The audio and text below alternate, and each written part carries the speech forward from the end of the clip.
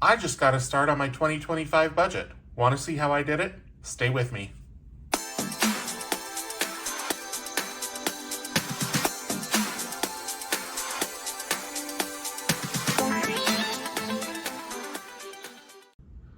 Hi everybody, my name is Drew and welcome to Ready Budget Go. On this channel I discuss personal financial planning, saving and spending, and achieving your financial goals. If that sounds like something you'd be interested in, please consider subscribing and hitting the notification bell so you don't miss an upload. Also, be sure to give this video a like, leave a comment down below, and share with your friends if you think they could use a little budgeting motivation. Today what I want to talk to you about is preparing an annual household budget. I think autumn is a great time to start thinking about your goals for the following year. It's close enough to the new year, but without all the stress and craziness that comes with the holidays. The goal of doing an annual budget is not to predict your income and expenses down to the last penny the way you would with a monthly budget. A lot of people like doing a zero-based budget, which, as I say, is great for a monthly plan. But when you're looking at the whole year, there is no way you're going to be able to predict every dollar that will come into and go out of your life.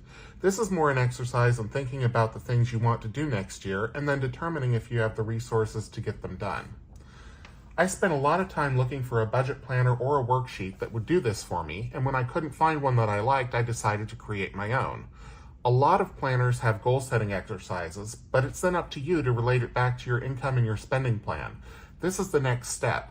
Once you've identified your goals, you plug them into the appropriate fields, compare that against how much you expect to bring in, and determine if there's a shortage or if you were likely to have more money than you thought. If you're interested in getting these sheets for yourself, they're available in my Etsy shop as a digital download. I'll leave the link in the description. You get both the color version I'm using here as well as the black and white version. So the first thing I'm going to do is fill in my income, and here I'm using net dollars. So this is not my gross income. This is after taxes, after all the deductions. And I'm using round numbers and I'm rounding down because there's going to be more, there's going to be an overage, but I just want to make sure that I get at least what I know for sure I will be able to bring in. And there's other sheets, or there's other fields here for other types of income, and I'm going to put zeros in most of these. Some of them I'm not going to fill in at all, but like for bonuses and commissions, I'm putting in zeros.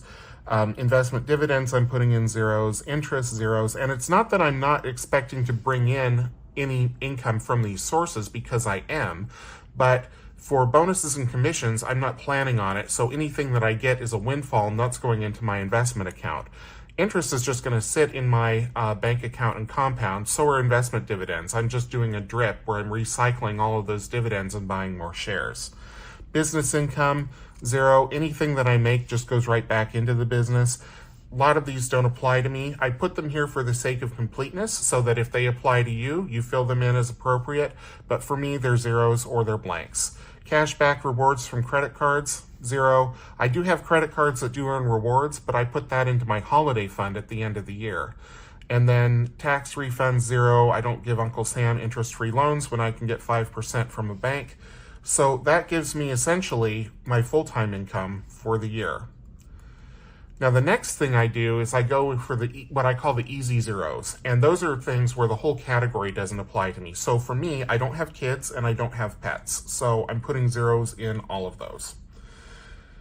Then I'm going in and going through by categories, and before I start going through these, let me just say that if this seems like a lot of money to you to bring home for one person, it goes super quick. I live in a really high cost of living area, and once we get through the first category, you're going to see how little of it I get to keep after I pay for, the basics. So housing, $2,200. I am a renter. I don't know what my rental outlay is going to be this next year. This is more than what I pay currently, so I'm factoring in that I'll have a rent increase. I just don't know what that's going to be. Home insurance, for me, renter's insurance is relatively inexpensive, so that goes in. And then we have moving and relocation, because I am considering moving to another part of the country where maybe the cost of living isn't so high. But because I'm tucked away in the corner, getting anywhere else is going to be expensive. So I'm estimating it's going to cost about $10,000, and that's for the moving expenses, that's for airline tickets, meals out while my kitchen's all boxed up, hotel rooms while I'm waiting for my furniture to arrive, all of that. So that gives me a big whopping total here. In fact, more than half my income is already gone. Actually, it's more than 60%. It's already gone. And we've only covered housing. So the next category is utilities. Here in the Pacific Northwest, electricity is super cheap because we have hydropower. I don't have a cell phone bill. My company pays for that. And then internet, right now I pay $50 a month for fiber internet, but that's on a promo rate, and I don't know where that's going when it ends.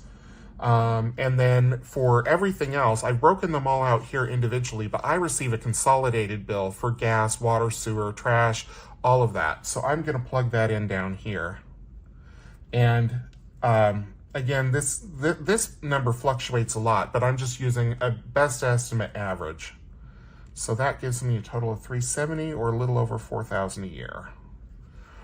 Pets we already covered, so now it's on to sheet 2. So this one, the expense categories are a little more discretionary. Food, I'm putting in $400 a month for groceries. Again, food is expensive here, so yes, that is for one person. Eating out, $200 per month or $2,400 per year. And that gives me $600 or $7,200. For health, I don't put anything in for medical, dental, or vision. I do have an HSA that has enough to cover my total out-of-pocket max for the year. So if things really go sideways, I've got that covered. Anything smaller, I will just cash flow it more than likely. Overall, I'm pretty healthy. I do go to the doctor for a checkup every year, but that's easily covered. Dental, I get cleanings twice a year. That's paid at 100%. And then vision, I just got glasses this year, so I shouldn't need them, this year, so I shouldn't need them next year. Prescriptions, I spend about $50 a month on average, and then just a little bit for vitamins and supplements. So that's $120 per year. And then we get the total here. Household, really the only thing that I think I will need is laundry and cleaning supplies, so I'm just going to plug that in here. I could be surprised by one of these others, especially if I move, but even then, like for right now, I'm just going to budget for what I know, and if I do end up needing other things, I will find a way to pay for those as the need arises. But I think I can control that at least for a year. I don't think I'm going to have a furniture emergency that's going to make me have to buy more furniture.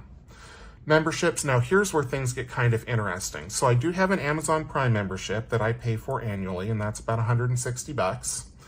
And then credit card annual fees is the other one. I pay $1,100 in credit card annual fees, which is probably going to take the breath away of many of you. But let me just say this. I get way more value out of those cards than I pay for in the fees. So, for example, one of them gives me a $300 travel credit. Another one gives me $300 in dining out. So that covers part of the annual fees. In fact, more than half of it. The other half is from redemptions. So whether that's hotel reservations, airline tickets, or cashback rewards, or anything like that, that is all well covered under the $1,100. So I'm only planning really the monthly cost here at the bottom, just so I have it for the sake of completeness, but these come out just once per year. So that gives us $1,260. Personal care, a few different categories here, kind of the same ones that everybody has to spend on. And dry cleaning, budget about $10 a month, so that gives me $120. And then $240 and $600. Oops, not $600. Is that $600 a year? 50, yeah, $600, $480, $120, and that gives me $1,440. Transportation. Now, my costs under transportation are really low. I don't own a car. I never have. And there's a reason for that. I really don't like driving. It's very stressful for me. And so I've learned to get by on public transportation, and especially now with Uber and Lyft, that really covers me. So I don't really feel the need to own a car. And yeah, it makes getting around a little bit more sticky, but to me it's worth it for not having to spend 4 figures a month on transportation. So $150 is about the monthly cost, and that works out to an annual total of around $1,800. So that goes in here. Technology, I really hope I don't have to buy any of this year. Cell phone appears twice. You'll remember it was under the utilities. It's also here for the hardware, meaning the cell phone itself, not the service. My company pays for it, so that's a 0 for me. Not anticipating buying a new computer, a television, a gaming console, or anything like that. All that I have is a software subscription, and this is for iCloud. And so that comes out every month, and that's about $36 a year. So really hope I don't have to pay for anything else, but we'll see. Miscellaneous, again, I tried to put every category I could think of in here. So for me, this is complete, so I don't have any others. But if you have to spend on a category that isn't somewhere in this plan, just stick it in here. And now we're on to the last page. And this is where things get really fun. So savings, for me, my priorities this year are my Roth IRA, which is going to be $7,000 in 2025 is what it's looking like. I don't think the IRS has issued formal guidance on this yet, but that's what kind of all of the financial blogs are saying. So that works out to $583 a month. HSA, I have one, as I said earlier. I'm not accounting for it here because, again, I'm using net dollars. So this is already out of my paycheck by the time I get anything to bring home. And then I put $400 in an emergency fund every month, just kind of out of habit. So that's $4,800 per year. And that gives us $983 a month and $11,800. Now, there are other categories here that I'm leaving blank. Investing, CDs, savings bonds, any of these investment categories, if, like I said earlier, if I do get a windfall, that's where they're going. But I'm not planning for it because I don't plan on a windfall.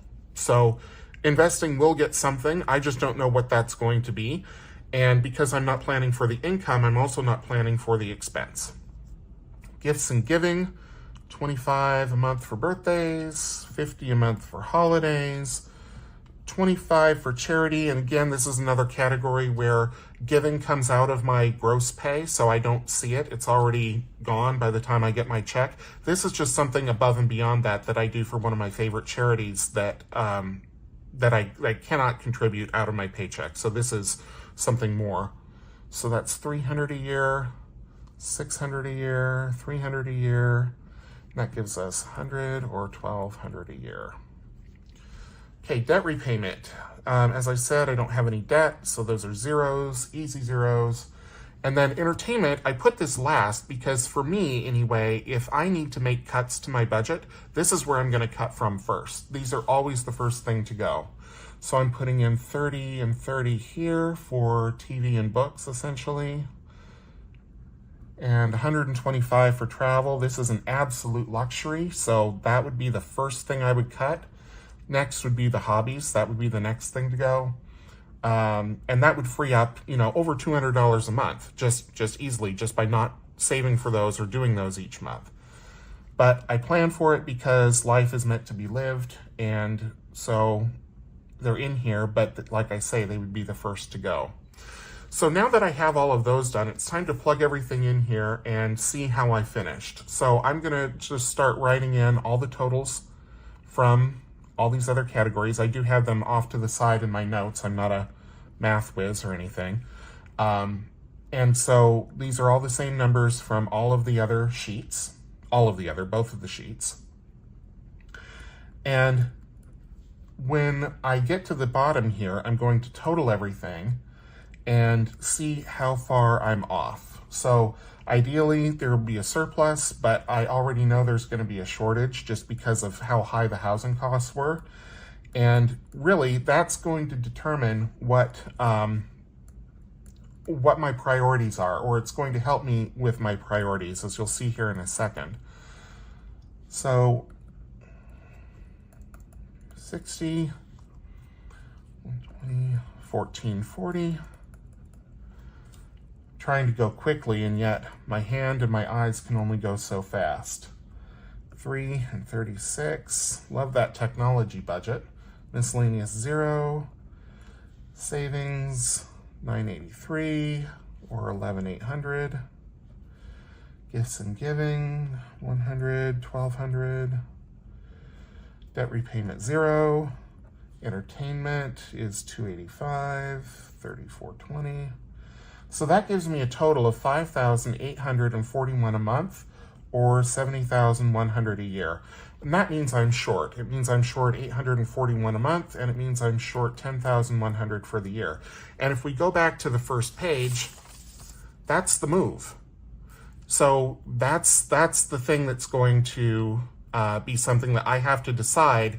Is this $10,000 that I'm looking at spending worth going out and finding another $10,000, meaning cutting it from elsewhere in my budget or going out and earning it? Or is it so important that I'm willing to spend down my emergency fund or take on debt? At this point, I don't know. I'm still early in this process for planning for 2025, but at least I have my goals in a place where I can see easily where the outlier is. And it's like, okay, is this $10,000 money that I really want to spend, or do I want to defer the goal? And so as I get closer to 2025, I mean, we're pretty close already, but as we get into the year and as things start to take shape as far as my actual income, whether my job, will work out with me relocating to another state or finding another job or all of that, it's just something to be aware of, that this expense is looming, and then I decide how important is it to me. So we'll see what happens.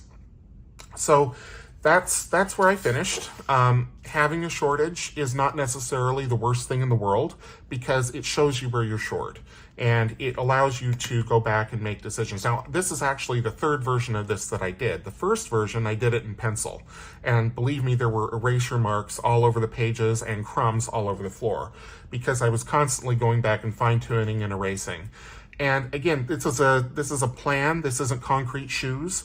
This is something that is meant to be flexible. It's meant to be fine-tuned as the year goes on. It's just giving you the overview of what the plan is, and high level, do you have enough money to meet the goals that you're setting out for yourself in the next year? Because if you wing it, you're not going to meet your goals, more than likely, and more than likely you're going to overspend.